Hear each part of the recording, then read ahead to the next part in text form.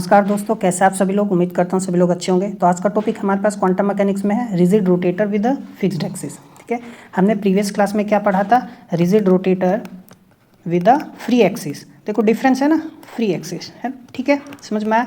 आज क्या axis fixed है, हमने कल फ्री एक्सिस के बारे में पढ़ा था। डिफरेंस क्या होता है वो भी मैं आपको बताऊंगा। तो आज हम पढ़ेंगे quantum mechanical treatment rigid rotator with the fixed axis. ठीक है, फिर हम उसका स्क्रोडिंजर इक्वेशन देखेंगे क्या होता है, हम जनरल सॉल्यूशन देखेंगे, then we will see the normalized wave function for that rigid rotator, then energy eigen values for that rigid rotator, it's a degeneracy and the rotational spectroscopy and the comparison. ठीक है, comparison हमने जैसे मैं बताया, हमने previous lecture में rigid rotator with free axis पढ़ा था और आज हम पढ़ रहे हैं rigid rotator with fixed axis. ठीक है, समझ में आया। आपका कोई डाउट हो तो मुझे आप कमेंट बॉक्स में बता सकते हैं। अब देखो ध्यान से, तो जब हम कहते हैं ना फ्री एक्सिस, तो देखो फ्री एक्सिस का मतलब क्या है। देखो रिजिड रोटेटर हमारा क्या है, तो क्वांटम मैकेनिकल मॉडल होता है ये, है ना। किसी भी टू सिस्टम का, टू मास सिस्टम, जैसे हमारे पास M1 और M2 दो मास हो गए, ठीक है, और ये मान लीजिए इनका क्या होगा, सेंटर ऑफ मास। अब एक एक्सिस तो देखो इससे ऐसे पास हो रही है, तो रोटेशन इसके अराउंड हो सकता है, अबाउट दिस एक्सिस, है ना। एक एक्सिस ऐसे पास हो रही है, रोटेशन अबाउट दिस एक्सिस हो सकता है, ठीक है। और एक एक्सिस मान लो ऐसे पास हो रही है, ठीक है, और रोटेशन इस एक्सिस के। तो मैंने तीन म्यूचुअली परपेंडिकुलर, है ना, म्यूचुअली परपेंडिकुलर एक्सिस ले ली, तो रोटेशन हम करा सकते हैं। तो इसी को बोलते हैं rigid rotator with free axis. समझ में आया, ठीक है। अब हम इसको कैसे भी ले सकते हैं। अब जैसे एक एक्सिस ऐसे यदि पास हो रही है तो वो ऐसे रोटेशन करा देगा, तो यहाँ पर एक्सिस फिक्स्ड नहीं था, तो ये केस हमने कल के मतलब प्रीवियस लेक्चर में कंसीडर किया था। समझ में आया। तो इसको हम 3D रोटेटर भी बोलते हैं। क्या बोलते हैं, 3D रोटेटर, क्योंकि ऑब्वियस है थ्री डायमेंशनल में रोटेशन होगा, फ्री स्पेस में रोटेशन होगा, है ना, फ्री 3 डायमेंशनल रोटेशन होगा, कोई कंस्ट्रेंट यहाँ नहीं है। लेकिन जब हम कहते हैं rigid rotator with a fixed axis, तो फिक्स्ड एक्सिस कहने का मतलब हो गया हमने एक्सिस क्या कर दी, फिक्स कर दी, ठीक है ना। M1 M2, तो ये मेरे पास मास हो गया। तो हम जनरली क्या करते हैं, हमारे पास जो रिजिड रोटेटर है, इन दोनों के बीच का डिस्टेंस मास कितना हो गया, R, ये क्या हो गया मेरे पास, सेंटर ऑफ मास। तो ये तो मान लेता हूँ मैं जेड एक्सिस, और हम एज्यूम करते हैं कि जेड एक्सिस के अराउंड क्या हो रहा है, रोटेशन। ठीक है, समझ में आया, कोई डाउट है। तो ये जो मेरे पास ये x हो गया, ये y हो गया, तो सिस्टम किस में है, एक्स वाई प्लेन में है ना। जो रिजिड रोटेटर है किस में है, एक्स वाई प्लेन में है, और किस एक्सिस के अबाउट रोटेशन हो रहा है, जेड एक्सिस के। तो ये हमने एज्यूम कर लिया, तो बस अब इसी एक्सिस के अराउंड रोटेशन होगा, और किसी एक्सिस के अराउंड रोटेशन हम एज्यूम नहीं करेंगे। इसी को बोलते हैं rigid rotator with a fixed axis. ठीक है ना, समझ में आई बात। अब यहाँ पे डायग्राम में हम देख सकते हैं, अब देखो ये हो गया, तो ये मेरे पास देखो एक्स वाई प्लेन मान लेते हैं, है ना, और ये मेरे पास क्या हो गया, जेड एक्सिस हो गया। तो इसको हम rigid rotator with fixed axis बोल रहे हैं, या हम इसको और क्या भी ना, दूसरा नाम क्या है, rigid rotator in a fixed plane, क्योंकि रिजिड जो रोटेटर है, सिस्टम जो है वो एक्स वाई प्लेन में रोटेट कर रहा है। समझ में आया। अब देखो एक्सिस फिक्स्ड करने से प्लेन तो फिक्स हो गए। जब मैंने कहा भाई जेड एक्सिस में अबाउट रोटेशन हो रहा है, तो इसका मतलब अब क्या है, जो सिस्टम हमारे पास क्या है, एक्स वाई प्लेन है, एक्स वाई प्लेन में रोटेशन हो रहा है, किस एक्सिस के अबाउट हो रहा है, जेड एक्सिस के अबाउट हो रहा है। समझ में आया। तो इसको हम rigid rotator in a fixed plane या रिजिड रोटेटर, ठीक है ना, क्या rigid rotator with a fixed axis भी बोलते हैं, विद अ फिक्स्ड एक्सिस। ठीक है ना, समझ में आया बात। तो ये हमें आज पढ़ना है। अब मैं उम्मीद करता हूँ आपको चीज़ें समझ में आ गई। तो रिजिड रोटेटर जो होता है फिक्स्ड प्लेन में, फिक्स्ड एक्सिस में, क्वांटम मैकेनिकल मॉडल है ना, जिसकी मदद से हम डायटोमिक मॉलिक्यूल्स वगैरह पढ़ते हैं। ठीक है, और जो मोशन कहाँ कंस्ट्रेंट होता है, प्लेन में, एक्सिस के अराउंड। एजम्पशंस क्या क्या है, तो इंटरमोलिकुलर डिस्टेंस फिक्स होती है, तभी तो नाम रिजिड पड़ा है ना। ये मैंने प्रीवियस लेक्चर में भी बताया था आपको। ठीक है, कोई रेडियल और वाइब्रेशनल मोशन नहीं होता। ये मेरे पास सपोज दो मास हो गए M1 M2, तो कोई रेडियल मोशन नहीं होगा, ये क्या है, एकदम फिक्स्ड है ना। कोई वाइब्रेशनल मोशन नहीं होगा कि हमारे पास to and fro motion particle को, वो बिल्कुल नेग्लिजिबल है। ठीक है, रोटेशन जो है constraint to single plane, X Y plane में होगा, यानी थीटा क्या होगा, 90 डिग्री होगा। अभी 90 डिग्री कहने का मतलब क्या है, देखो हम जानते हैं स्फेरिकल पोलर कोऑर्डिनेट्स में, है ना, स्फेरिकल पोलर कोऑर्डिनेट्स में हमारे पास क्या क्या कोऑर्डिनेट्स होते हैं, एक आर होता है, एक थीटा होता है, फाई होता है ना। आर तो हमारे पास क्या होता है, ओरिजिन से डिस्टेंस होगी पार्टिकल की, स्फेरिकल पोलर कोऑर्डिनेट में, है ना। मान लेते हैं सेंटर ऑफ मास पार्टिकल का यहाँ पे है ना, ये मान लो सेंटर ऑफ मास है, सेंटर ऑफ मास है, तो ओरिजिन से इसका डिस्टेंस मान लेते हैं हम, जिस हम रेफरेंस फ्रेम में ले रहे हैं, मान लो आर है, ये हो गया। ठीक है ना, समझ में आया। अच्छा, थीटा क्या होता है, पोलर एंगल होता है। क्या होता है, पोलर एंगल। तो पोलर एंगल कहने का मतलब होता है कि हम पोल टू पोल मेजरमेंट करते हैं। तो ये कितना होता है जनरली, 0 to, है ना, कि पाई होता है, समझ में आया। तो पोल टू पोल कितना होगा, 0 to पाई। लेकिन हमारा सिस्टम तो सिर्फ इस प्लेन में आ गया है ना, इक्वेटोरियल प्लेन जो है हमारे पास इसी में है, मूवमेंट कर रहा है। तो ये एंगल कितना होगा यहाँ तक, 90 डिग्री होगा या नहीं होगा, है ना, ये 90 डिग्री होगा, समझ में आया। तो थीटा क्या हो गया, 90 डिग्री हो गया। और 5 क्या होगा, 0 to 2 पाई होगा, है ना। क्योंकि ये जो रोटेशन होगा, देखो पोल टू पोल तो रेडियस तो आपको समझ में आ गया होगा, पोल टू पोल 0 से 90 डिग्री, आप वो 0 से पाई आपको समझ में आ गया होगा कैसे होता है, ठीक है ना। और ये जो हम मोशन लेते हैं इसको हम क्या बोलते हैं, इक्वेटोरियल। ये कौन डिसाइड करता है, ये फाई डिसाइड करता है। तो स्फेरिकल पोलर कोऑर्डिनेट्स में आपको तीनों की समझ में आया मैं कहना क्या चाह रहा हूँ, ठीक है। तो अब ध्यान से देखो, तो थीटा 90 डिग्री हो गया, तो स्फेरिकल पोलर कोऑर्डिनेट्स में हमारे पास क्या आ गया, ये चीज़ आ गई, है ना। तो देखो आर ऑलरेडी फिक्स्ड था, तो ये तो कांस्टेंट हो गया, थीटा भी 90 डिग्री, ये भी कांस्टेंट हो गया। तो ये दोनों कांस्टेंट हो गया, सिर्फ और सिर्फ क्या वेरिएबल है, फाई वेरिएबल है, एजीम्यूथल एंगल वेरिएबल है, यही वेरी कर रहा है, समझ में आ गई बात, ठीक है ना। इसी वजह से ना हमारे पास जो वेव फंक्शन होता है इस सिस्टम का, वो फाई पर निर्भर करता है सिर्फ और सिर्फ, ठीक है ना। तो उसके लिए हम स्फेरिकल पोलर कोऑर्डिनेट्स में ऐसे नहीं लिखेंगे, कैसे लिखेंगे, सिर्फ ऐसे, क्योंकि ये दोनों चीज़ तो क्या हो गई, कांस्टेंट हो गई, ठीक है। अच्छा, तीसरा एजम्पशन क्या है, नॉन रिलेटिविस्टिक सिस्टम हमारे पास है। अब बात करें क्वांटम मैकेनिकल ट्रीटमेंट की, तो जो हैमिल्टोनियन होगा वो रिजिड रोटेटर का, वो हमारे पास देखो क्या होगा, ये है ना, यही तो होता है, kinetic energy plus potential energy, Hamiltonian operator. अब देखो पोटेंशियल एनर्जी तो होगा नहीं, 0। मैंने देखो प्रीवियस लेक्चर में भी आपको बताया था, क्योंकि आर क्या है, फिक्स्ड है हमारे पास, है ना। तो जो पोटेंशियल एनर्जी होगा ये क्या हो गया, कांस्टेंट हो गया, है ना। और इट मे बी टेकन 0, हम 0 ले सकते हैं इसको, ठीक है, कोई डाउट है।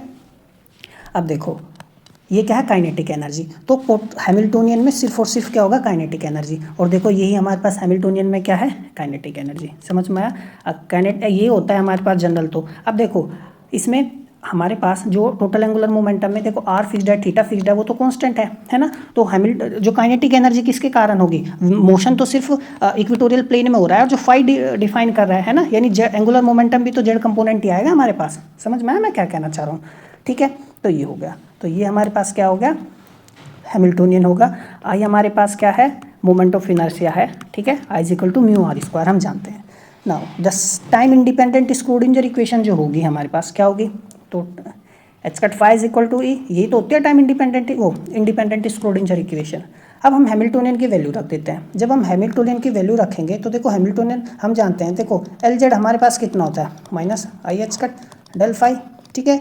और स्क्वायर जेड कितना होता है, ये माइनस एच कट स्क्वायर, ठीक है ना, डबल डिफ्रेंशिएशन ये होता है। तो देखो जब यहाँ पे इसका वैल्यू रखेंगे, तो वैल्यू रख दिया माइनस एच कट स्क्वायर, है ना, 2 बार डिफ्रेंशिएशन किया, और ये 2i हो गया, इज इक्वल टू में ई फाई, ठीक है। तो रीअरेंज करेंगे, देखो इधर चला जाएगा हमारे पास, ये आ गया।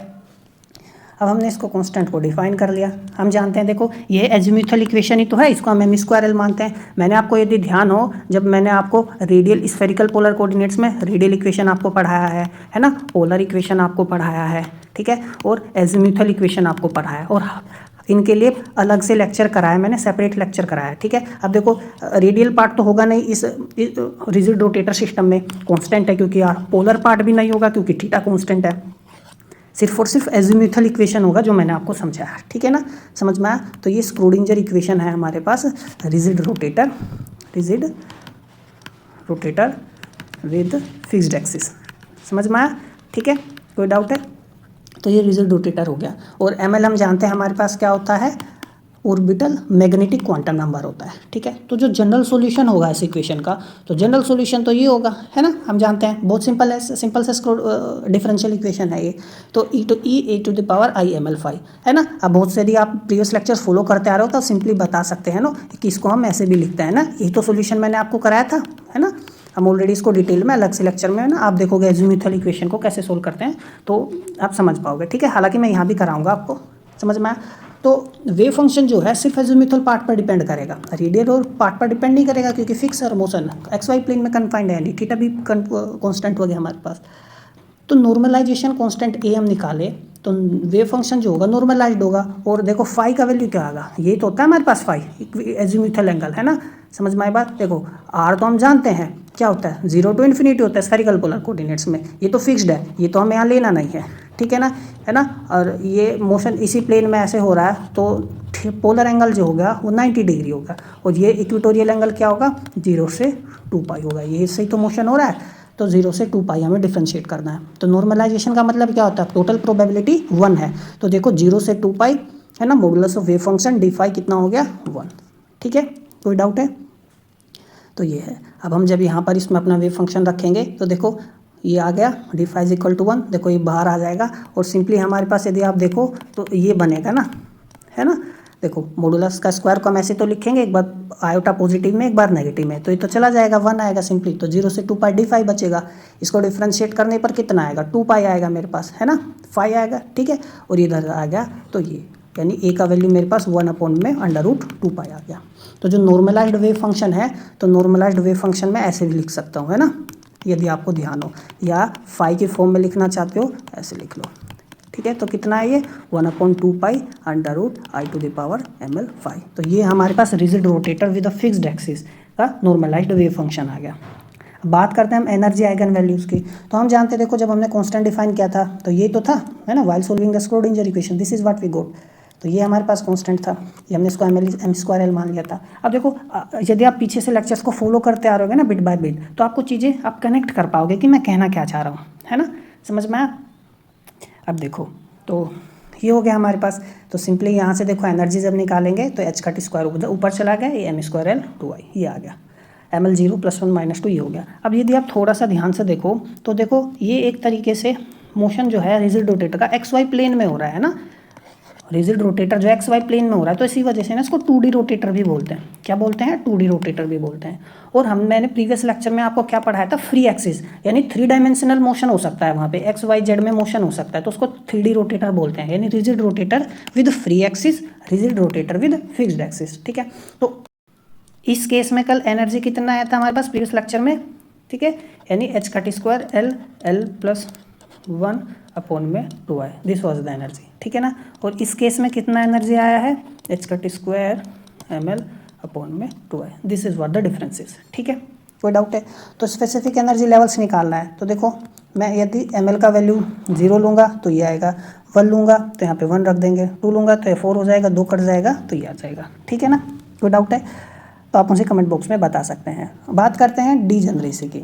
तो यदि आप ध्यान से देखो डीजेनरेसी क्या होता है कि भाई सिंगल स्टेट है ना, और उसका कितना एनर्जी है। यदि आप ध्यान से देखो तो हमारे पास यदि वेव फंक्शन में सपोज हम वेव, या आप यहाँ पे देखो ml का वैल्यू, यदि मैं इसको ऐसे समझ में आएगा, यदि मैं +2 ले लूँ और ml का वैल्यू यदि मैं -2 ले लूँ, तो जब मैं अपना एनर्जी निकालूंगा तो यहाँ पे देखो ये तो स्क्वायर हो रहा है, तो एनर्जी क्या आएगा, सेम आएगा, है ना, समझ में। लेकिन स्टेट तो अलग अलग हो गया, तो देखो ये तो स्टेट 2 आएगा और ये स्टेट -2 आ गया, है ना, समझ में आया। तो देखो यानी 2 वेव फंक्शन है और उन दोनों वेव फंक्शन का एनर्जी सेम है, तो इसलिए डीजेनरेसी क्या हो गई, 2 हो गई। हर केस में ऐसा होगा 0 को छोड़कर। तो जो एनर्जी है वो m² पर डिपेंड करती है, यानी ±ml में सेम एनर्जी होगा, 0 को छोड़कर। आप देख सकते हैं सिंपल सा केस है। तो जब ml = 0 यानी ग्राउंड स्टेट की बात करेंगे वो तो नॉन डीजेनरेट होगी, और बाकी ml का वैल्यू 0 से यदि ज़्यादा है, मॉडुलस लगाया हुआ है, दोनों केस आ गए हैं +-, तो क्या होगा, 2-फोल्ड डीजेनरेसी होगा, समझ में आया। ठीक है, आप देखो 4 ले लेंगे तो +4 -4 है ना, दोनों केस में डीजेनरेसी 2 होगा। तो डीजेनरेसी अराइजेज बिकॉज क्लॉकवाइज, है ना, एंड काउंटर क्लॉकवाइज रोटेशन। अब जो रोटेशन हमारे पास हो रहा है ना, अब वो क्लॉकवाइज हो रहा है या एंटी क्लॉकवाइज हो, सॉरी ये हमारे पास क्या हो गया, एंटी क्लॉकवाइज, ये रोटेशन क्या हो गया, क्लॉकवाइज। तो वो डिपेंड करेगा, ठीक है ना। अब 2 रोटेशन हो रहा है, दोनों केस में सेम एनर्जी होगा, तो अब सिमेट्री है ना एक तरीके से, तो सिमेट्री की वजह से तो डीजेनरेसी होता है। तो degeneracy arises because clockwise and counter clockwise rotations have the same energy in the absence of external field. External magnetic field या इलेक्ट्रिक फील्ड अप्लाई नहीं किया है उस केस में ही है ना, क्योंकि जब हम मैग्नेटिक फील्ड अप्लाई करेंगे तो हम देखेंगे हमारी डीजेनरेसी लिफ्ट हो जाती है। ठीक है ना, समझ में आया। अभी वो खैर आगे हम जब पर्टर्बेशन पढ़ेंगे और पर्टर्बेशन थ्योरी वगैरह पढ़ेंगे, वेरिएशनल मेथड पढ़ेंगे, तो उनमें चीज़ों में आपको समझ में आएंगी, समझ में आया। ठीक है, अब देखो रोटेशनल स्पेक्ट्रोस्कोपी की बात हम करें तो स्पेक्ट्रोस्कोपी में का कहने का मतलब क्या है। देखो अब हमारे पास सपोज रोटेशन हो रहा है ना, सिस्टम रोटेट कर रहा है, तो उसका कुछ ना कुछ एनर्जी होगा, है ना। अब देखो अब मान लीजिए ये सिस्टम रोटेट कर रहा है तो उसका कुछ एनर्जी है। अब ये जो रोटेशनल एनर्जी है हमारे पास सिस्टम का, मान लो किसी कारणवश या मान लो किसी अलग स्टेट में रोटेशन कर रहा है, ये हो गया है ना, तो उसमें कुछ अलग एनर्जी होगी। भाई रोटेशन तो अलग अलग तरीके से हो सकता है ना। अब ये समझ में मैं कहना क्या चाह रहा हूँ, ठीक है ना। तो अब दो भाई ऐसे सिस्टम अब भी रोटेट कर रहा है, दूसरे केस में भी रोटेशन हो रहा है, लेकिन दोनों केस में एनर्जी क्या है, अलग अलग है। तो जब सिस्टम का एनर्जी मान लो जब चेंज होगा, मान लो उसके पास पहले 5 यूनिट एनर्जी था और अब उसका एनर्जी कितना हो गया, 3 यूनिट हो गया, है ना। तो भाई रोटेशन में हो रोटेट करेगा तो कुछ तो एनर्जी होगा उसका। तो मान लेते हैं भाई पहले 5 यूनिट था, कितना हो गया, 3 यूनिट। तो कितना रिलीज कर दिया उसने, 2 यूनिट एनर्जी रिलीज कर दिया। तो 2 यूनिट एनर्जी जो उसने रिलीज किया ना, वही हमें क्या मिलेगी, स्पेक्ट्रल लाइन्स के फॉर्म में मिलेगा। किस में मिलेगा, स्पेक्ट्रल लाइन्स के फॉर्म में मिलेगा। इसी को हम रोटेशनल स्पेक्ट्रोस्कोपी बोलते हैं, समझ में आया। तो रोटेशनल ट्रांजिशंस जो होते हैं वो कौन गवर्न करता है, सिलेक्शन रूल। तो यानी यदि हमारे पास डेल एम एल +-1 होगा तो ट्रांजिशन होगा, समझ में आया, और स्पेक्ट्रल लाइन्स क्या होंगी, इमिट होगी। तो जो एनर्जी डिफरेंस होगा, क्योंकि एनर्जी हमारे पास सिंपली इसी पर तो डिपेंड कर रही है, h² m² L/2I, यही तो है एनर्जी। और ये h² 2I ये क्या है, ये तो कांस्टेंट है, ml पे तो डिपेंड कर रहा है, ठीक है। अब मान लो यहाँ पर ml का वैल्यू 2 है और यहाँ ml का वैल्यू 1 है, तो देखो दोनों में डिफरेंस कितना आ रहा है, 1 आ रहा है या +1 आएगा। तो इस केस में ट्रांजिशन हो जाएगा और एनर्जी क्या होगी, रिलीज होगी, ठीक है। तो मान लेते हैं ml+1 स्टेट से ml स्टेट में गया तो डेल ई एनर्जी निकली। तो देखो h² ml+1/2I -h² m² L/2I, हमने एनर्जी लिख दिया सिंपली। देखो ये कॉमन ले लेते हैं, ये कॉमन आ गया, समझ में आया, और ये हमारे पास सिंपल हो गया, ठीक है। अब एक बार ध्यान देने वाली देखो क्या बात है। अब जब स्क्वायर करेंगे m² से कट जाएगा, 2ml+1 बचेगा सिंपली। तो ये मेरे पास इतना एनर्जी रिलीज होगा, किसका ये एनर्जी रिलीज होगा, तो वो स्पेक्ट्रल लाइन हमें मिलेगी, स्पेक्ट्रल लाइन का एनर्जी हो गया ये, समझ में आया। तो ये टर्म क्या है, कांस्टेंट है, इसको मैं क्या मान लेता हूँ, बी मान लेता हूँ, इसी को हम रोटेशनल कांस्टेंट बोलते हैं। तो बी हो गया, ये तो कांस्टेंट हो गया। देखो ये क्या, एक नंबर ही तो है, ये सिंपली एक नंबर है। तो एनर्जी जो है कौन, बी एनर्जी का जो यूनिट है वो कौन डिसाइड करेगा, बी डिसाइड करेगा, रोटेशनल कांस्टेंट डिसाइड करेगा, ठीक है। तो ये जो h² है, एनर्जी की यूनिट्स में हम लिखें, इलेक्ट्रॉन वोल्ट ले या जूल ले, समझ में आया। तो h² 2I हो गया, तो ये एनर्जी हो गया, ठीक है, समझ में आया। अब यदि मैं एनर्जी को ना देखो h से डिवाइड कर दूंगा तो मेरे पास जो है किस फॉर्म में आएगा, मीटर इनवर्स या सेंटीमीटर इनवर्स की फॉर्म में आएगा। अब कैसे, देखो मैं आपको एक छोटा सा ना सिस्टम से करके दिखाता हूँ इसको। देखो जैसे मेरे पास एनर्जी क्या है, hν होता है, तो ये hν हो गया ना एनर्जी, है ना, समझ में आया। देखो hν एनर्जी हो गया। अब इसका यूनिट क्या hν का, एनर्जी तो है। अब वो चाहे जूल हो या इलेक्ट्रॉन वोल्ट हो, वो ठीक है ना, हो कुछ भी हो सकता है, लेकिन एनर्जी की यूनिट है। यदि मैं एनर्जी को hc से डिवाइड करता हूँ तो देखो h से h कट गया, तो μ/c क्या होता है हमारे पास। अब देखो μ/c क्या हो गया हमारे पास, लैम्डा, है ना, 1 में लैम्डा, यही तो होता है। μ/c क्या होगा, लैम्डा, क्योंकि μ क्या होता है, c में लैम्डा ही तो होता है हमारे पास, फ्रीक्वेंसी वेलोसिटी में लैम्डा। तो ये क्या आ गया, 1 में लैम्डा। एक तो 1 में लैम्डा कहने का मतलब है चाहे तो भाई मीटर इनवर्स होगा चाहे सेंटीमीटर इनवर्स होगा, यही तो होगा यूनिट की मैं बात कर रहा हूँ। तो इसी को वेव नंबर बोलते हैं। तो वेव नंबर के टर्म्स में आ गया नहीं हमारे पास अब। तो एनर्जी को यदि वेव नंबर के टर्म्स में लिखना हो तो हम क्या करेंगे, उसको hc से डिवाइड करेंगे। तो इसको देखो हमने क्या कर दिया, hc से डिवाइड कर दिया।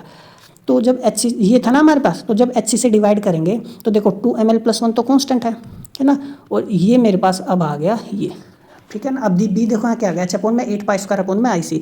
अब ये सेंटीमीटर इनवर्स में आ गया, या मीटर इनवर्स में भी लिखते हैं यदि c का वैल्यू, डिपेंड करता है। अब c देखो तुम ये ले लो या c तुम इस फॉर्म में लिख रहे हो, वो डिपेंड करता है, ठीक है ना, समझ में आया।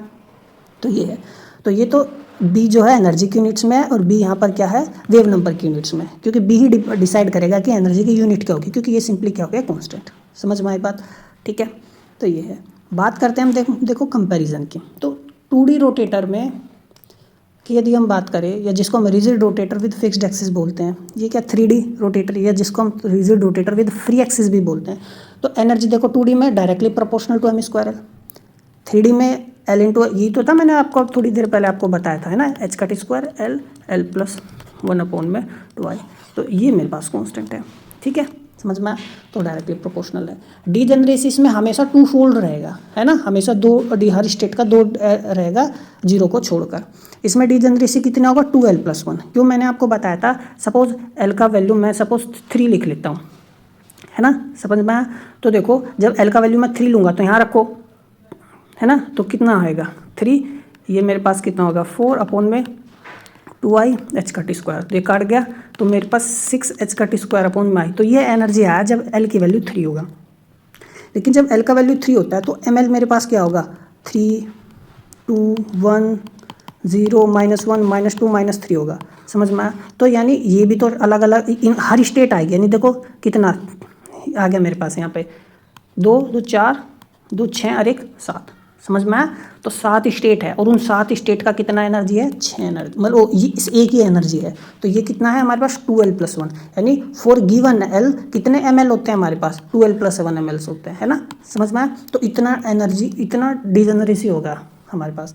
वेव फंक्शन देखो इस केस में सिंप्लीफाई पर डिपेंड करता है, तो इसी वजह से ना इसको हम ये अपर केस में लिखते हैं एज़ोम्यूथल को, और ये लोअर केस एज़ोम्यूथल होता है, हम इसको ऐसे भी लिख सकते हैं, ठीक है। यहाँ पे स्फेरिकल हार्मोनिक्स होगा, थीटा और फाई दोनों होंगे, पोलर भी आएगा यहाँ पे, समझ में आया। 3D में मैंने आपको कल बताया था, तो इसके हम वेव फंक्शन को ऐसे भी लिख सकते हैं, थीटा फाई वाई की फॉर्म में भी लिखते हैं, समझ में आई बात। तो ये हो गया रोटेशनल स्पेक्ट्रम। अनइवनली प्लेस्ड होगी लाइन हमारे पास। अब जैसे हमारे जो है जो पहली लाइन जो होगी ये तो आया था हमारे पास, ध्यान हो यदि आपको, ये है। तो जब ml का वैल्यू 0 होगा तो b, तो फर्स्ट लाइन आएगी। सेकंड लाइन कब आएगी 1 रखो, ये 3 भी हो गया, 5 भी हो गया, 7 भी हो गया, ठीक है। तो अनइवन है ना 1, 3, 5 से अनइवनली प्लेस्ड है लाइन्स, ये first spectral line, second spectral line, third spectral line, fourth spectral line, इसमें इवनली प्लेस्ड है स्पेक्ट्रल लाइन, समझ में आगे बात। हम करके देख सकते हैं, वैल्यू रख के देखो, ये था हमारे पास 2bl+1, यहाँ पे 0 रखो 2 भी आएगा, 1 रखो 4 भी आएगा, ठीक है ना, 6 भी। तो ये है, ये हमने कल डिस्कस किया था आपको। तो ये इवनली स्पेस्ड लाइन होती है हमारे पास, ठीक है, डेली हमारे पास ये आता है 2bl+1। तो ये चीज़ें हैं, समझ पाए बात। उम्मीद करता हूँ आपको चीज़ें समझ में आई होगी। तो काफ़ी सिंपल लेक्चर है, कुछ भी टिपिकल नहीं है, ठीक है ना। तो कोई डाउट हो तो आप मुझे कमेंट बॉक्स में बता सकते हैं। तो मिलते हैं अगले लेक्चर में, तब तक पढ़ते रहिए, नमस्कार।